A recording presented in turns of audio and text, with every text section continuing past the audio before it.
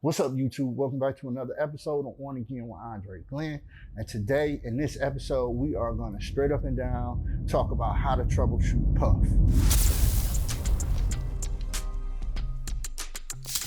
Today, we are straight up and down going to talk about troubleshooting Puff. So I got a question in one of my videos by Yo Ismail's TV. Shout out to Yo Ismail's TV. This particular question is an issue that I typically run into myself. So what he said was when I press Puff, sometimes I get wrinkles in my Puff. You know, this is something that, like I said, I run into all the time. So I'm going to straight up and down just show you guys how to troubleshoot this, or how I troubleshoot this. So right now, what I have already cut out some Puff vinyl. I hope it's Puff vinyl, what I believe to be Puff vinyl. All right. So I already had this cut out, but I got it from this random roll of vinyl, okay, that I had sitting around. All right. And so what I'm gonna do is I am going to press this vinyl. So yo, in order for me to press it, I am going to take this mess up t-shirt, right? I'm going to take some of the extra vinyl that I already have. I'm gonna grab my scissors over here, and I am simply going to cut some strips of the Puff. And I am gonna cut, like, you know, some large enough strips, not too much, but just enough for me to, you know, get some width on it and be able to tell what I'm pressing. So I'm gonna cut about 4. Now, with the Puff vinyl, you guys wanna make sure that you are using the right kind of material. So usually 100% cotton is like a sure shot for whatever you pressing. You know what I mean? When it comes to vinyl. And so you can see where I've like pressed the Puff here before. So I'm gonna take this mess up shirt that I have, give me a nice little blank spot on the mess up shirt. And I'm right now gonna start my heat press off at 305 degrees, and I'm gonna press it for 15 seconds, okay? Now, if you guys are pressing on a hoodie, you need to grab something that is hoodie-like material. It's a big difference between a hoodie like this and a thin t-shirt, because one of the most important parts when it comes to pressing Puff is making sure that you have the right amount of pressure. As a matter of fact, in my personal opinion, a lot of pressing Puff is the pressure. Now, I don't know if like the Puff vinyl itself is one of those things where if you keep it for too long and you don't store it the right way, I'm not sure if it's one of those things where it just goes bad over time.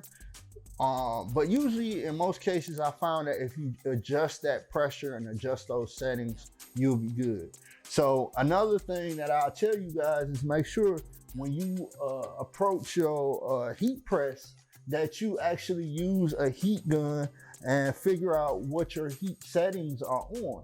Now, I am unable to find my heat gun right now, so I'm just gonna work with what I got. For some of you guys, I'm pretty sure y'all may not even have heat guns. So at least you know that it's possible that you can just go ahead and work with what you got, all right? So here I am, I'm right here on top of the heat press. I'm still gonna give my t-shirt a little pre-press.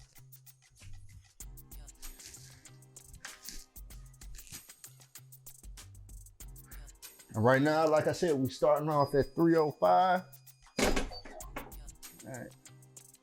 So be mindful of what you got going on. So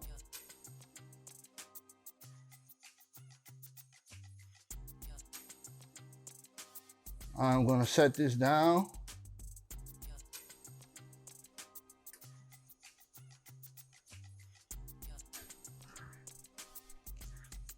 Another troubleshooting tip is if you don't know which side the adhesive is on, you can always, like I said, pry at it and you can see which side peels off with your little spare piece of vinyl. Again, a lot of this stuff just saves you time and money. So let's go ahead and check that pressure. So it's nice and loose. All right, let's press that. So we're starting off at 12 seconds right now.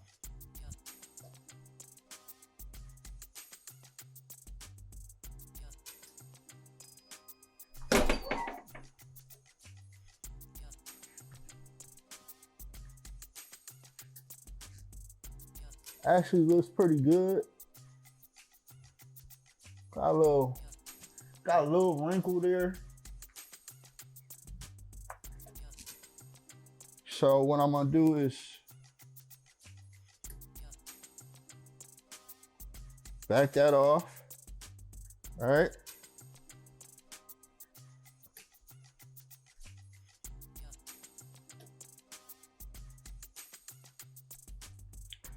Bring my Teflon sheet here. Much rather be safe than sorry. I'm gonna give it a little bit more pressure.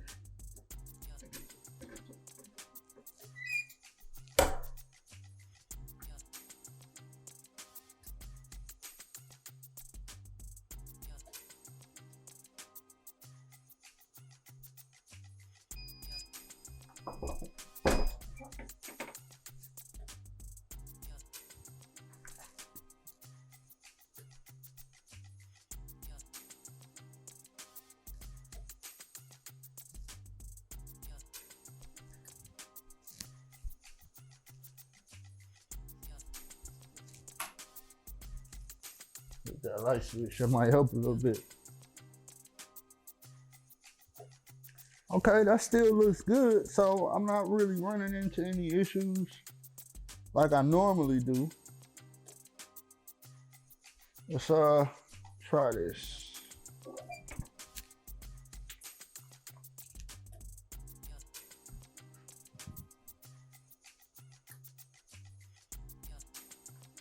Let's see what happens when I take the time up to 20 seconds. Same pressure.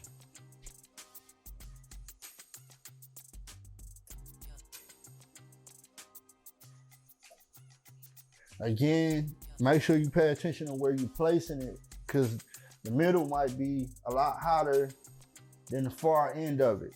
So, oh wow, we ain't even got it set.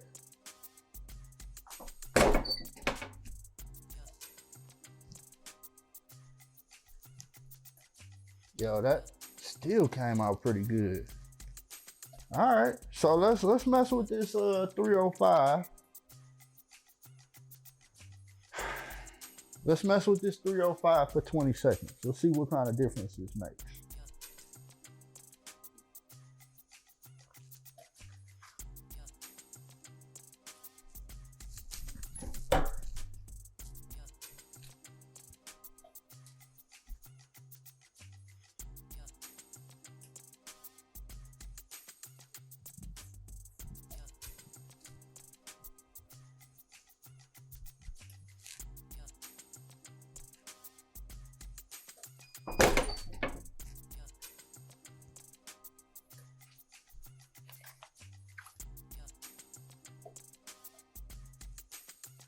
Oh yeah, that's actually even puffier. All right, so let's go ahead. I really didn't have like a real issue where a lot of people actually are having issues, because I get those issues. You know what I'm saying? I get them where, like right here, you can see. You see that? See how that came out? Can't get that to somebody. See that? That's whack. I mean, you know, they probably don't know the difference at this point. And it's not that bad, but it's not what I was looking for. You know what I'm saying? I'm trying to go for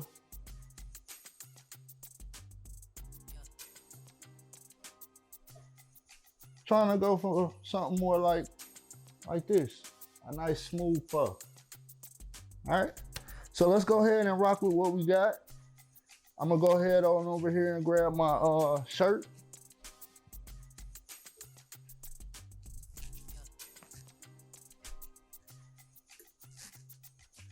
Give my shirt a pre-press.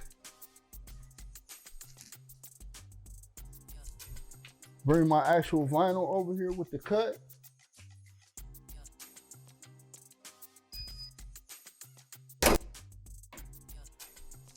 All right, so I'm gonna grab my lint brush, get the lint off of this. Hit it one more time.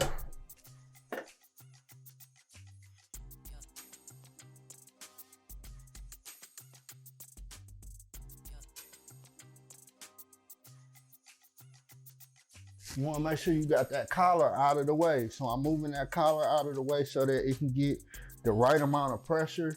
Hopefully this works out just fine because I do have it all the way in the back of the heat press as opposed to the front, but I'm not one of those people that can look at it upside down and load it that way. Just don't work out for me. So,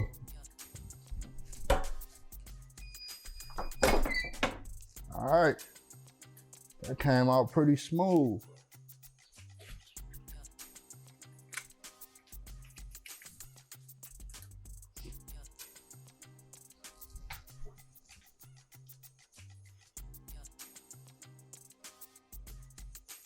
All right, so I took a random piece of puff and made that happen, okay?